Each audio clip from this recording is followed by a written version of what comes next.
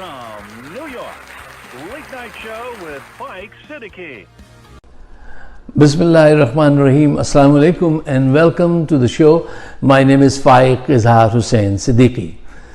साहिबों, मौजूदा हालात जो हैं उसका सलूशन क्या है, ये बात, और दूसरी बात ये कि इसकी बुनियाद क्या है, इन प्रॉब्लम्स की बुनियाद क्या है। अगर आप वो बुनियाद जानेंगे तो फिर सलूशन जो होगा वो उसको फाइंड आउट करना आसान होगा। अच्छा, ये हमारा टॉपिक है, और इससे पहले कि हम गहराई में उतर के जायज़ा लें, let's dive into the topic.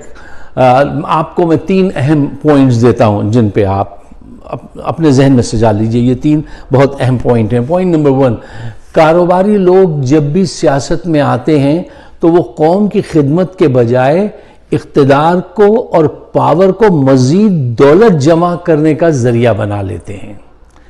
मौला अली ने कहा था कि कारोबारी लोगों को इख्तिदार से दूर रखो, बड़ी हिकमत की बात है। पॉइंट नंबर 2, हमारे फौजी हुक्मरान जर्नल वो भी इस नशे का शिकार हैं। उनका तरीक़ा वारदात मुख्तलिफ है। उनमें और इनमें फ़र्क ये है कि सियासी जमात में वज़ीर आज़म से लेके मोहल्ले का सेक्टर इंचार्ज तक करप्शन करता है।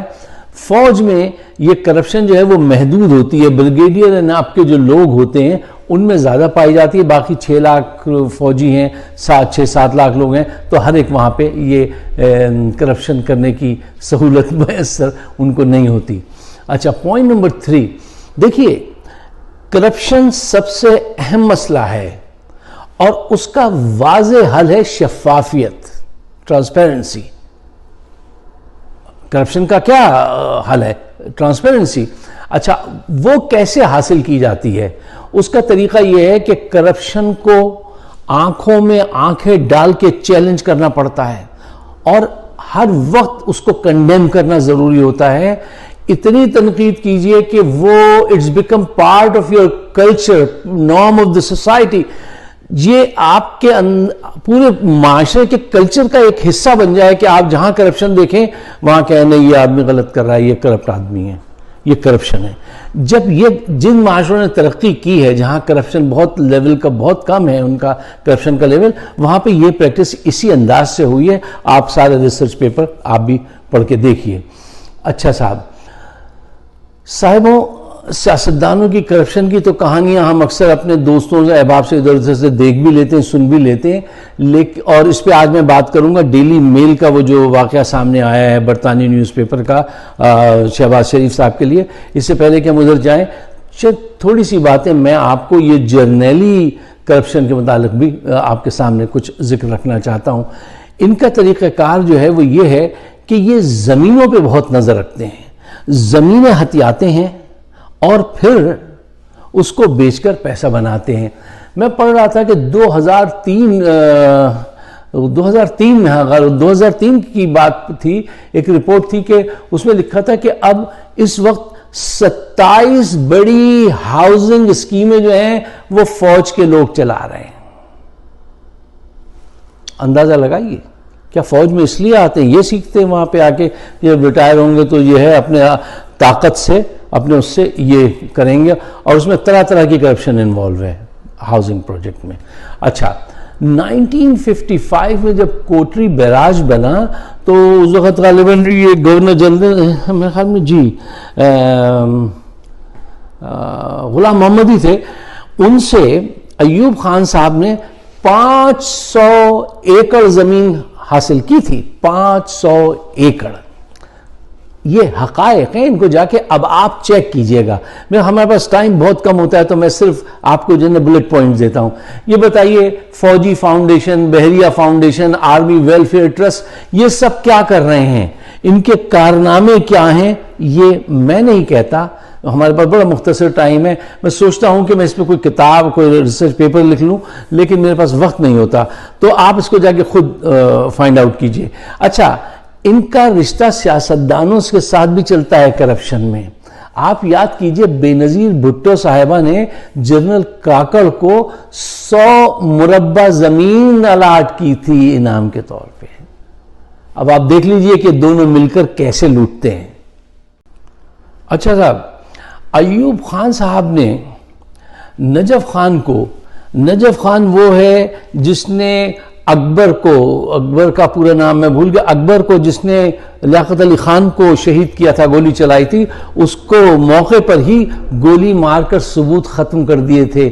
اس آدمی کو ایوب خان نے 240 ایکڑ زمین جو تھی وہ دی تھی. زمین کیوں دی تھی؟ اب یہ ایک بہت بڑے بڑے ٹاپک ہیں، ان کو کیسے اس وقت ہم ڈسکس کر سکتے ہیں. آپ کو پتا ہے فوج کے پاس کراچی میں 12,000 ایکڑ زمین ہے. کراچی کی ہر مہنگی زمین جو ہے وہ فوج کے پاس ہے. یہی حال لاہور میں ہے.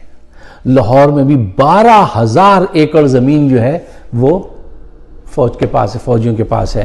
اچھا، ان کا طریقہ کار میں نے آپ کو بتایا نا کہ وہ یہ ہے کہ زمینوں کو لاؤ اور بزنسز کو ایسے یہ ہتھیانے کے بعد اس سے پیسے بناتے ہیں. جب کہ سیاستدان جو ہیں وہ جو ایڈ ملتی ہے اسی میں سے ڈائریکٹ خود برد کر دیتے ہیں. زمین کے لیے تھوڑا رکنا پڑتا ہے نا، پیپر ہوتے ہیں. مثلا اب یہ ڈیلی میل کا جو قصہ ہے جو آج آپ کے سامنے ہے وہ یہ ہے کہ دیکھیے یہ ایک نیوز پیپر ہے برطانیہ کا جس نے یہ خبر شائع کی تھی کہ جو زلزلے کے سلسلے میں 15 لاکھ پاؤنڈ برطانیہ نے شہباز شریف صاحب کو، ان کی حکومت تھی، دیے تھے، اس میں سے 10 لاکھ پاؤنڈ انہوں نے اپنے داماد عمران علی کے اکاؤنٹ میں بھیج دیے. پاکستان سے وہاں گئی، اس بینک سے اس بینک میں گئی اور اس بینک سے ان کے فیملی اکاؤنٹ میں آ گئی. اچھا، یہ خبر جب ڈیوڈ روز کو پہنچی تو اس نے کیا کیا، اس نے خبر بنا دی، خبر لگ گئی. اب جب خبر لگی تو اس پہ انہوں نے ایکشن لیا اور ان کے لوگوں نے سمجھایا کہ یہ ہم نے اتنے چینلز میں استعمال کر لیے ہیں خبر کی ڈیلیوری میں کہ اس کو پروف کرنا بہت مشکل ہے. آپ ان کو سو کر دیجئے. سو کرنے سے کیا ہوگا؟ مقدمہ کرنے سے آپ کی وہ بڑھے گی اہمیت کہ آپ کتنے سچے ہیں کہ آپ نے برطانیہ کے اخبار کو مقدمہ قائم کر دیا. انہوں نے مقدمہ قائم کیا صاحب. مقدمہ جب قائم ہوا تو انہوں نے یہ لکھا کہ خبر کے اندر یہ الفاظ استعمال کیے گئے ہیں جس سے میری حد عزت ہوئی ہے، میری بے عزتی ہوئی ہے. اچھا، عدالت نے اس کا جائزہ لیا خبر کا تو عدالت نے کہا جی ہاں یہ شہباز شریف صاحب ٹھیک کہتے ہیں کہ خبر میں جو الفاظ استعمال کیے گئے ہیں اس سے حد تک ہوئی ہے، ان کی بے عزتی ہوئی ہے.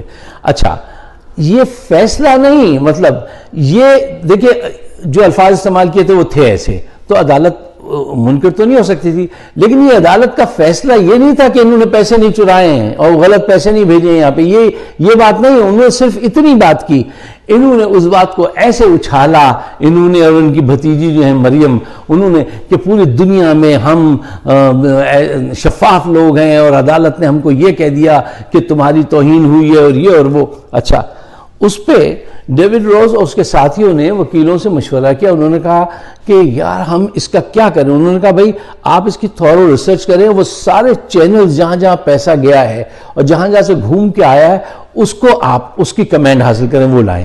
انہوں نے وہ شروع کی. اچھا، اب عدالت نے ان کو نوٹس بھیجا تو عدالت میں انہوں نے جا کے کہا ہمیں کچھ اور وقت دیجئے کیونکہ ہم پاکستان سے یہ کاغذات حاصل کرنے بڑے مشکل ہو رہے ہیں. انہوں نے وہ تمام تفصیلات اکٹھا کر لیں. اب وہ چلے گئے دوبارہ عدالت کی طرف کہ صاحب یہ ہیں.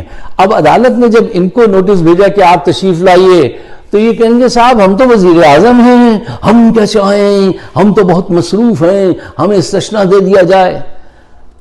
اس عدالت نے کہا بھائی چاہے آپ وزیر اعظم ہیں یا آپ ایک چھوٹے سے ورکر ہیں، آپ کو عدالت میں آنا ہوگا. اچھا، اب جب سے یہ بات انہوں نے سنی ہے تو اس پہ ان کے طوطے اڑ گئے ہیں کہ بھائی وہاں سارا ریکارڈ پہنچ گیا ہے اور جو ہے یہ اب ان کی مصیبت آنے والی ہے. اب اس پہ بات کیسے آگے بڑھے گی یہ تو وقت ہی بتائے گا، لیکن ثبوت سارے پہنچ چکے ہیں.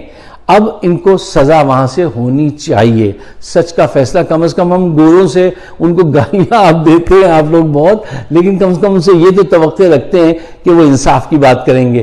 اچھا، اس سلسلے میں انہوں نے ایک بہت زیادہ زیادتی کی تھی، اس کا ذکر میں کرنا چاہتا ہوں.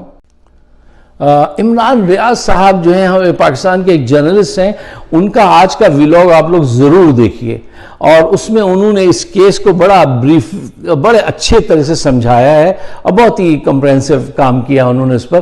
انہوں نے ایک بات بتائی کہ اکرم نوید نامی وہ ایک دوست تھے ان کے, عمران علی کے, جو ان کے داماد ہیں, جن کے پاس 10 لاکھ پاؤنڈ انہوں نے بھیجے تھے ان کے اکاؤنٹ میں, شہباز شریف نے, وہ گواہ تھے اس بات کے کہ بھئی ایسا ایسا کچھ ہوا ہے. تو ان کو بلایا, ان کی بیوی کو مار مار کے ان کو ادموا کر دیا ان کے بچوں کے آگے, اور ان کی ایک بچی جو تھی وہ ذہنی طور سے پوری نہیں تھی, تو وہ اپنی ماں کے بغیر کھانا نہیں کھاتی تھی, اس کو بند کر دیا انہوں نے, اس کی ماں کو جیل میں. تو اس پہ یہ عمران ریاض نے I salute that guy, تو انہوں نے آواز اٹھائی اور کہا نہیں, اس کی بیٹی کھانا نہیں کھا رہی ہے, وہ ذہنی طور سے پوری نہیں ہے, وہ ماں کے بغیر اٹھا کے چیزیں پھینک رہی ہے, تم اس کو وہاں سے نکالو. تو بڑی مشکل سے اس کی ضمانت ہوئی. ایسے صاحب کردار لوگ بھی ہیں عمران ریاض جیسے, کتنی خوشی ہوتی ہے ایسے لوگوں کو دیکھ کے. اللہ ان کی عمر دراز کرے, ان سے مزید خدمت لے سچ اور حق کے ساتھ کھڑے ہونے کی. تو وہ ساری ڈیٹیل آج کا ویلاگ عمران ریاض صاحب کا اس ڈیلی میل کے سلسلے میں آپ ضرور دیکھیے. اور جیسا میں نے آپ سے شروع میں کہا کہ دیکھیے, کرپشن ایک دن میں ختم نہیں ہوتی. اس کو آپ اپنی سوسائٹی کا, اس کو پنچ کرنے کا ہر وقت جو اپنا حق محفوظ رکھیے, اس پہ کام کیجیے اور اس کو کنڈیم کیجیے. چاہے آپ کے گھر میں ماما جی, چاچا جی, پھوپا جی کوئی بھی ہوں, یا محلے میں کوئی ہو, کرپٹ لوگوں سے دور رہیے, ان کو کہیے کہ نہیں یہ کرپٹ ہے, یہ کرپشن کر رہے ہیں, یہ غلط بات ہے. اپنے رویے سے آپ احساس دلائیے کہ یہ غلط بات کرتے ہیں آپ. جب تک آپ کے کلچر کا حصہ نہیں بنے گی یہ تنقید, جب تک کرپشن دور نہیں ہوگی. ضروری ہے کہ چاہے وہ جرنیل کرے کرپشن, چاہے وہ پولیٹیشین کرے, بیوروکریٹس کریں, میڈیا کا اونر کرے جو بہت کر رہے ہیں, اور ججز کریں, ٹھیک ہے نا. ججز بھی کرپٹ ہیں, ججز بھی کرپٹ ہیں. میں آپ کو بتاتا ہوں, جنرل ایوب نے ایک ایسے رحمان تھے, ان کو اور انعام اللہ خان ایک اور جج تھے, ان کو 150 ایسے رحمان کو اور انعام اللہ خان صاحب کو 240 ایکڑ زمین دی تھی. ان کی بھی لسٹ سب انفارمیشن ہے میرے پاس. یا تو میں اب یہ کر سکتا ہوں کہ کچھ لوگ مجھ سے مسلسل کہہ رہے ہیں کہ آپ بہت کم بات اس کو تفصیل سے بتایا کیجئے, تو یہ اس میں تو نہیں ہو سکتا. اس کے لیے انشاءاللہ پھر کوئی لیکچرز وغیرہ شروع کریں گے. یہ میرے سارے جتنے خیالات ہیں, اگر یہ آپ کے بھی خیال ہیں, میں کوئی نئی بات تو نہیں کرتا ہوں, میں وہی ریسرچ کرتا ہوں جو, اور کچھ اپنے بزرگوں سے سنی باتوں کو کوٹ کرتا ہوں کہ بھئی یہ ہوا ہے, یہ ہو رہا ہے, اور ہمیں ایسے ایسے کرنا ہے. پاکستان کے بہتر مستقبل کے لیے اگر آپ سمجھتے ہیں کہ یہ میری بات جائز بات ہے, تو اس کو شیئر ضرور کیجئے, تاکہ ہم اس کرپشن کی وار میں اپنا کردار ادا کر سکیں, اور مجھے اپنے خیالات سے ضرور نوازیے. آپ سب کا بہت بہت شکریہ.